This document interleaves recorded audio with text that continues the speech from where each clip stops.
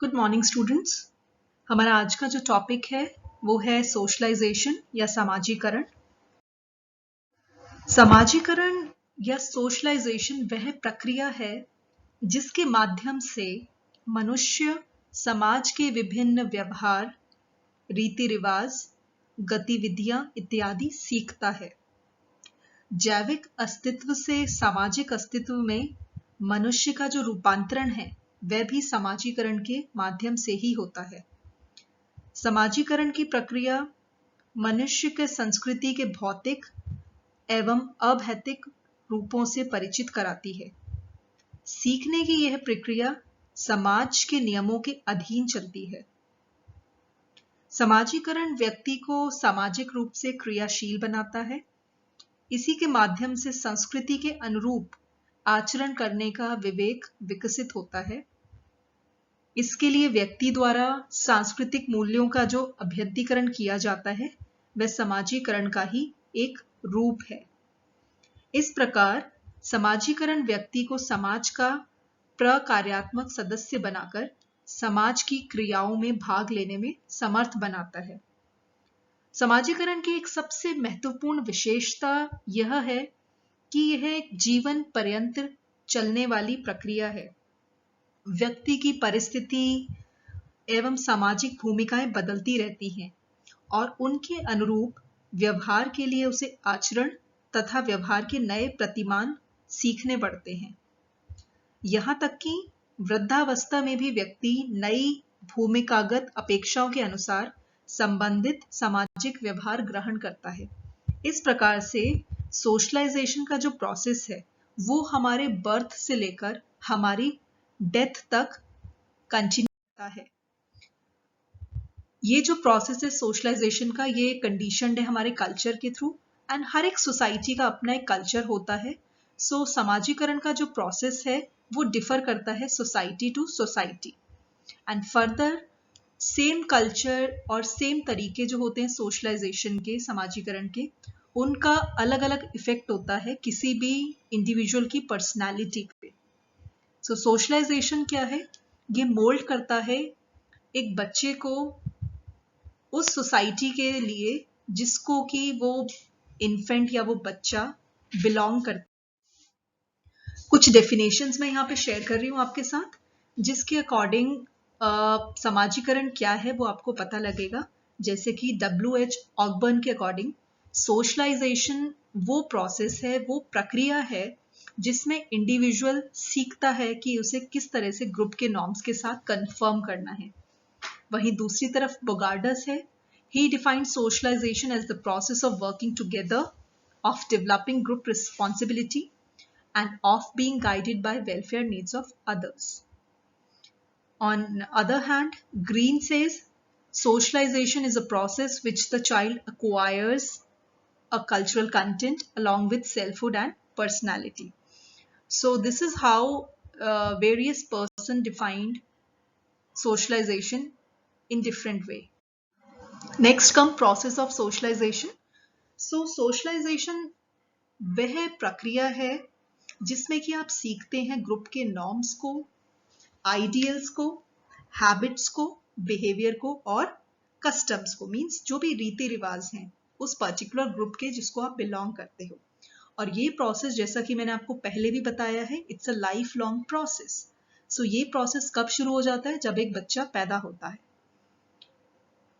और ये जो पूरा हमारा कल्चरल प्रैक्टिसेस का जो पूरा कस्टम है जिसके आसपास हमारी जो फैमिली है, ये सब चीज़ें बहुत इंपॉर्टेंट है किसी भी चाइल्ड के ग्रोथ के लिए, उसकी डेवलपमेंट के लिए। सो हमारा जो डायरेक्ट सोशलाइजेशन है सीधे हमारे पैदा होने के तुरंत बाद ही शुरू हो जाता है।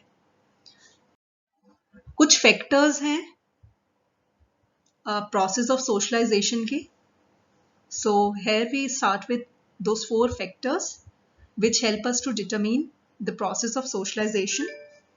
First is suggestion, second is imitation, third is identification and fourth is language. Suggestion क्या है? ये वो प्रोसेस है जिसमें कि आप कम्युनिकेट करते हो इंफॉर्मेशन का जिसका कि कोई लॉजिकल या सेल्फ एविडेंट बेसिस नहीं है। एंड वो आप किस तरह से कन्वे करते हो, किस तरह से कम्युनिकेट करते हो उस इंफॉर्मेशन को. It may be conveyed through language, pictures और सम सिमिलर मीडियम. प्रोपेगेंडा और एडवर्टाइजिंग जो है वो बेसिकली सजेशन की साइकोलॉजिकल प्रिंसिपल पे ही बेस्ड है. वहीं इमिटेशन जो है ये है बेसिकली जब आप किसी को कॉपी करते हो, उसके एक्शंस को कॉपी करते हो, that is called as imitation. Thus, when the child attempts to walk impressively like his father, he is imitating his father. Imitation जो है वो कॉन्शियस लेवल पे भी हो सकता है, अनकॉन्शियस भी हो सकता है और स्पॉन्टेनियस भी कहलाता है. वहीं आइडेंटिफिकेशन जो है इसमें a child cannot make any distinction between his organism and environment. And जितने भी एक्शन होते हैं आइडेंटिफिकेशन प्रोसेस में वो सारे के सारे रैंडम होते हैं. एंड जैसे जैसे इंडिविजुअल ग्रो करता जाता है एज में, he comes to know the nature of things, किस तरह से उस पर्सन की नीड सेटिस्फाई हो रही है. He knows about each and everything and that person starts identifying कि अपने आप को खुश रखने के लिए, लाइफ में आगे बढ़ने के लिए क्या चीजें जरूरी हैं. So there that person is identifying. And language it is the medium of social intercourse. Basically it is the means of cultural transmission. And language जो है मोल्ड करता है किसी भी इंडिविजुअल के पर्सनालिटी फॉर्म को. Now comes importance of socialization. Socialization जो है कन्वर्ट करता है मेन को from psychological being into social being. How come? A person becomes social by virtue of the process of socialization. Next is socialization contributes to the development of personality. How come?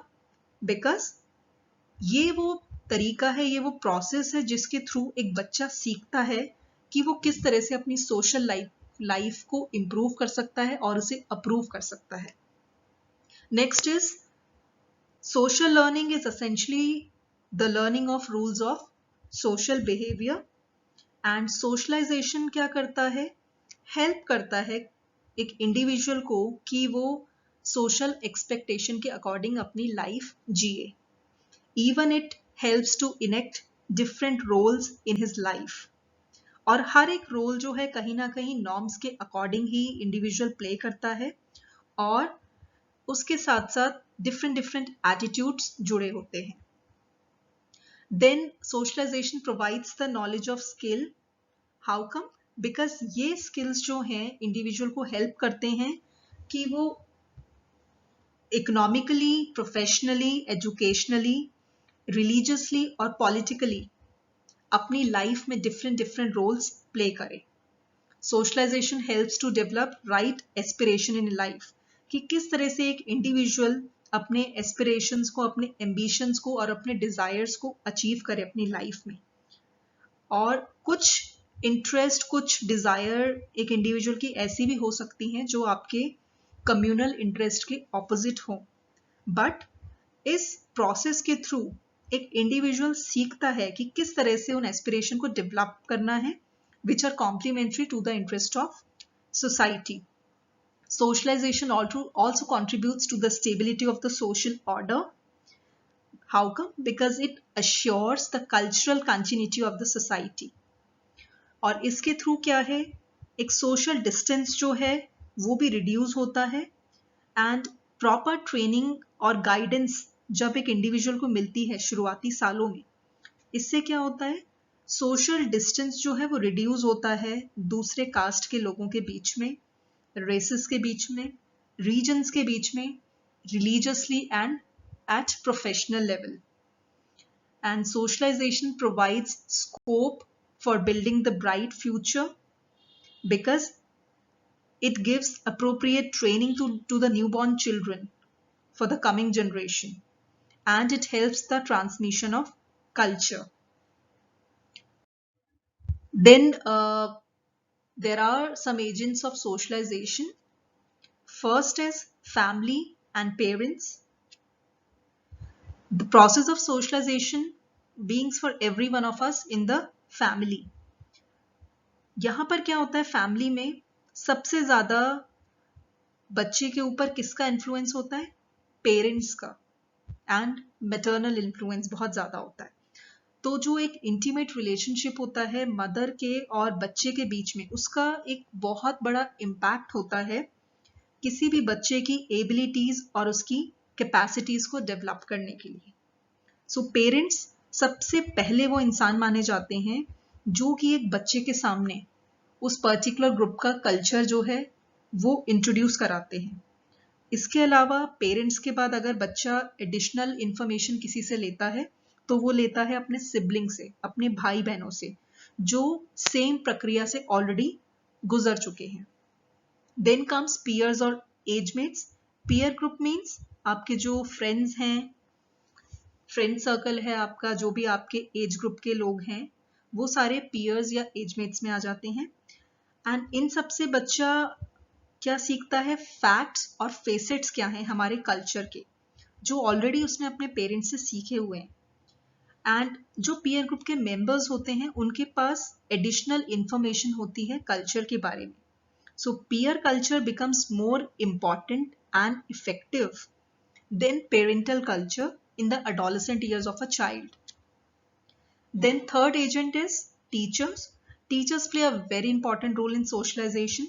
जैसे ही बच्चा school में enter करता है तो वो अपने teacher से ही सबसे ज़्यादा इंटरेक्ट करता है, और स्कूल में ही वो सीखता है कि कल्चर को किस तरह से ट्रांसमिट करते हैं, किस तरह से एक्वायर करते हैं। एंड कम्युनिकेशन जो भी वो अपने टीचर से रिसीव करते हैं, वो कम्युनिकेशन बच्चे को हेल्प करता है उन्हें सोशलाइज करने में, और फाइनली किस तरह से सोसाइटी के मैच्योर मेंबर बना जाए उसमें उनको बहुत हेल्प करता है। Then literature and mass media of communication, this is also a very important agent of socialization. So civilization that we share is constructed of words or literature. The media of mass communication give us their message. And ये जो messages होते हैं they are contained in capsule form, जिसमें हमारे culture के premises के बारे में बताया जाता है, एटीट्यूड्स के बारे में हमें पता लगता है, और आइडियोलॉजीज के बारे में पता लगता है। एंड जो वर्ड्स हैं लिटरेचर में, they are always written by someone, and वो समवन कौन है? They are authors, editors and advertisers, which play a very important role in the socialization. Now come types of socialization. First is primary socialization. This is the most essential and basic type. And ये जो है, जब एक बच्चा पैदा होता है उसके शुरुआती सालों में जो बच्चा सीखता है, that is called as primary socialization. Then comes anticipatory socialization. इसका मतलब है आप अपने कल्चर के अलावा भी जब दूसरे ग्रुप के कल्चर को सीखते हैं, that is called as anticipatory socialization. Third is development socialization.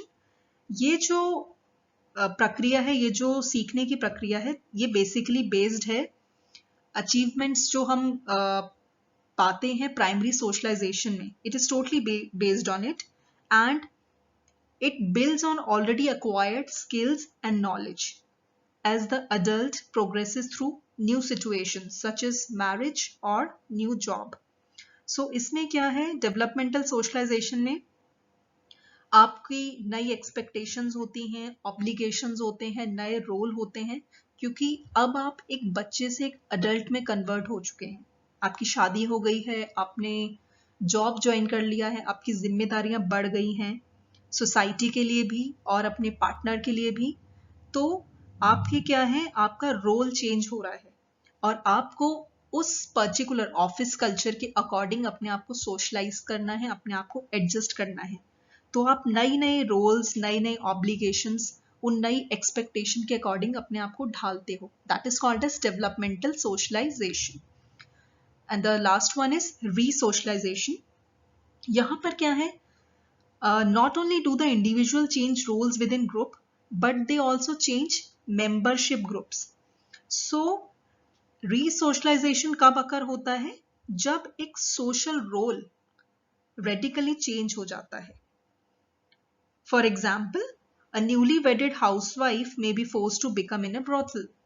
So this is an example of resocialization. That's all for today. Thank you so much.